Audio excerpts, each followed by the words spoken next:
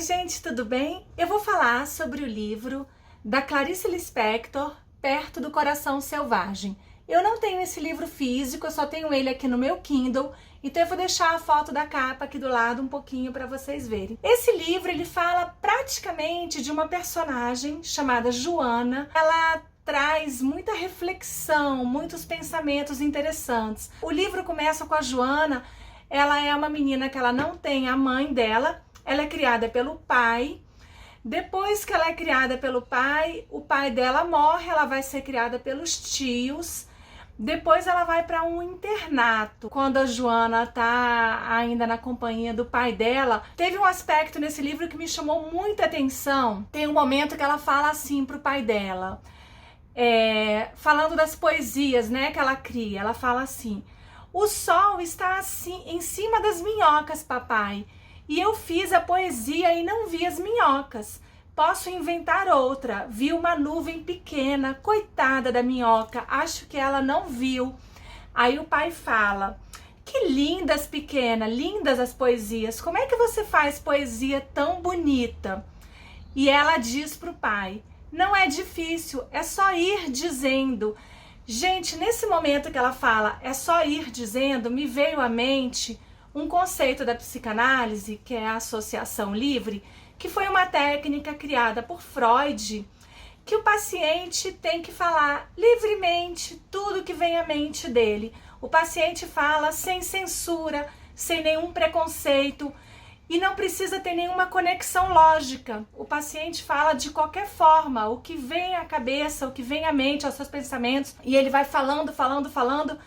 E esse livro me deu essa impressão, porque é muito engraçado, porque a Joana, ela começa a falar de uma forma como se ela não estivesse pensando, sabe? Ela fala assim, ela vai falando, e em alguns momentos a gente até fica na dúvida se quem tá falando é a personagem Joana ou se é a própria autora, a Clarice, porque a gente mergulha profundamente naquelas ideias que ela tá trazendo de uma maneira que tem uma conexão lógica com a história que está sendo contada, mas ao mesmo tempo traz o profundo e mais genuíno sentimento da personagem Joana.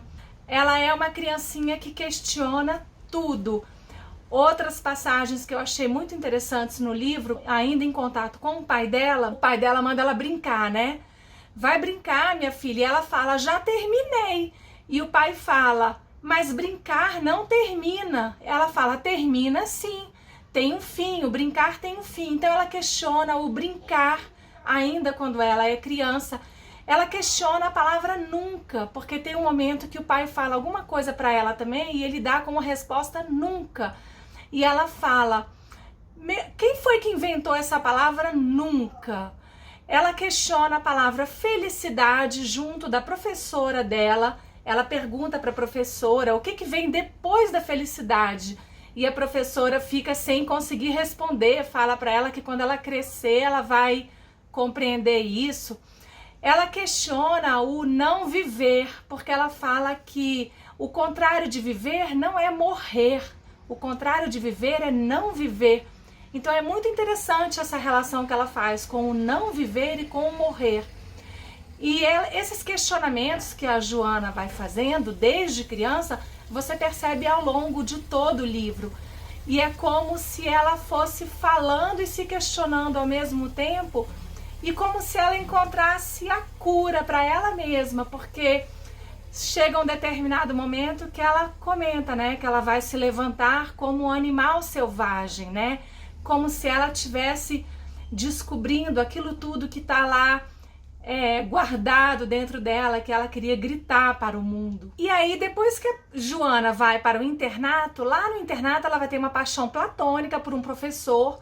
Depois ela vai se casar com o Otávio, é um outro personagem, o Otávio. E o Otávio, antes de se casar com a Joana, ele tinha sido noivo da Lídia.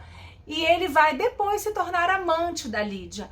A Joana, ela traz, assim, muito desconforto para o Otávio, porque ela não era uma mulher que se encaixava naqueles padrões da época, lá na década de 1940.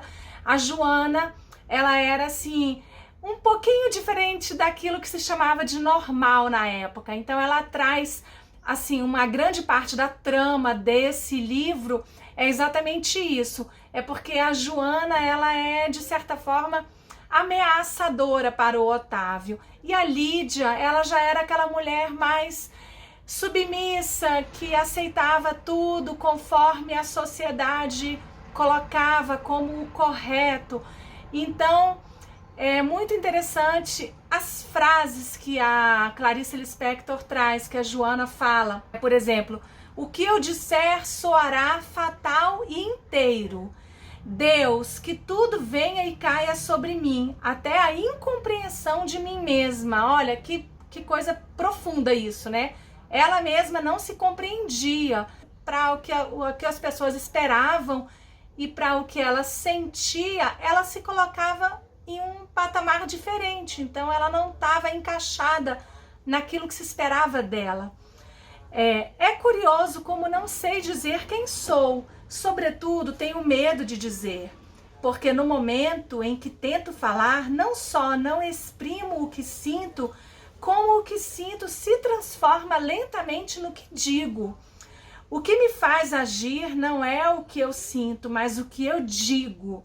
Sinto quem sou e a impressão está alojada na parte alta do cérebro, nos lábios, na língua principalmente, na superfície dos braços e também correndo dentro, bem dentro do meu corpo. Mas onde mesmo, eu não sei dizer. A literatura, ela reflete muito aquilo que a gente está vivendo na ocasião, né? Por exemplo, lá atrás, se a gente for pensar, os romances anteriores, da décadas anteriores ao que a Clarice Lispector começou a escrever, eles eram muito regionalistas e traziam muitas questões sociais.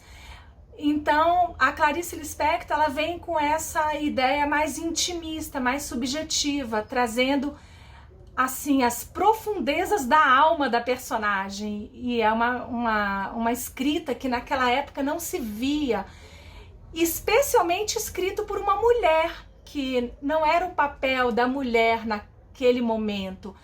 Então, o interessante é a gente ver essa evolução toda, porque esse livro, eu acho que tem muita relação com o direito, né? Porque, por exemplo, se a gente for pensar, a Clarice, ela trouxe questões específicas da mulher, dos questionamentos da mulher. E nas décadas seguintes, até hoje, até recentemente, quantas transformações têm ocorrido em benefício da mulher, né? Por exemplo, em 1960 foi criada a pílula anticoncepcional, que trouxe mais liberdade sexual para a mulher. Depois veio a lei do divórcio, em 1979. Depois, foi criada agora, já depois do ano 2000, né, a Lei Maria da Penha, com toda aquela repercussão da violência contra a mulher, que é uma coisa horrorosa, que até hoje isso faz parte da nossa sociedade, e a mulher vem lutando muito para combater tudo isso. E agora, mais recentemente, a lei que transformou os crimes cometidos contra a questão sexual em crime hediondo, né? A lei do feminicídio, que é agora, mais recente, de poucos anos atrás. Então, e tudo isso foi feito bem depois do que a Clarice Lispector já escreveu naquela época, porque é como se ela estivesse querendo se colocar em um nível diferente que ela não estava e que ela não era compreendida. Então eu acho muito bacana fazer essa relação. Por exemplo, se a gente for ver O Alienista, de Machado de Assis, que é bem antes, né, décadas antes do que a Clarice Lispector escreveu, ele também trouxe a questão da loucura, né, da gente questionar o que é o normal, o que é o anormal, isso existe mesmo? Quando ele cria, né, a Casa Verde, que manda as pessoas que ele entendia como loucos para a Casa Verde, depois ele próprio se questiona sobre isso. Mas o Machado de Assis faz isso de uma forma muito engraçada, né? Assim, é uma comédia, a gente dá risada no livro todo, porque ele traz questões que são muito interessantes, mas ele faz piadinhas e a gente se diverte com o livro. E hoje existe a lei antimanicomial, né? Existem várias questões que trabalham o tratamento, né, da saúde mental, que é muito importante. E a Clarice Lispector, da mesma forma, ela vem trabalhar a questão em relação à mulher. Só que ela não faz de uma forma engraçada, como Machado de Assis fez. Ela faz, pelo contrário, de uma forma pesada, nua e crua, e ali na sua cara. E a gente, às vezes, tem que ler e reler, porque você fala, meu Deus, como é que ela escreveu aquilo naquela época, né? Porque a gente lendo hoje, parece assim que isso está fazendo parte da nossa vida. Mas naquela época ela foi assim, corajosa e ela foi muito criadora. O prazer me daria tanto prazer quanto o mal, pensava ela surpreendida. Sentia dentro de si um animal perfeito, cheio de inconsequências, de egoísmo e vitalidade. A bondade era morna e leve, cheirava a carne crua, guardada há muito tempo. Refrescavam-na de quando em quando, botavam um pouco de tempero, o suficiente para conservá-la. Um pedaço de carne morna e quieta. Então a Joana, ela vem questionar muito a maldade e a bondade. Assim, claro, cada leitor interpreta o livro de uma forma diferente. Para mim, na minha concepção como leitora, eu não vejo a Joana como uma personagem má. Para mim, ela se considerava má porque, para ser boazinha, ela tinha que se encaixar em regras que ela não estava disposta a se encaixar. Então, assim, todos os questionamentos que ela trazia, todas as dúvidas que ela não conseguia compreender e ela queria entender, isso fazia com que ela se sentisse má, porque ser má era estar contra aquilo tudo que as pessoas queriam que ela fizesse. Ser boa seria não ouvir da forma que você tem que ouvir, mas sim ouvir do jeito que os outros querem que você ouça. Mais ou menos algo nesse tipo. Eu vou ler outros livros da Clarice e depois eu vou trazer aqui para vocês também, tá? É isso, gente. Tchauzinho, a gente vai se falando. Um beijo para todo mundo.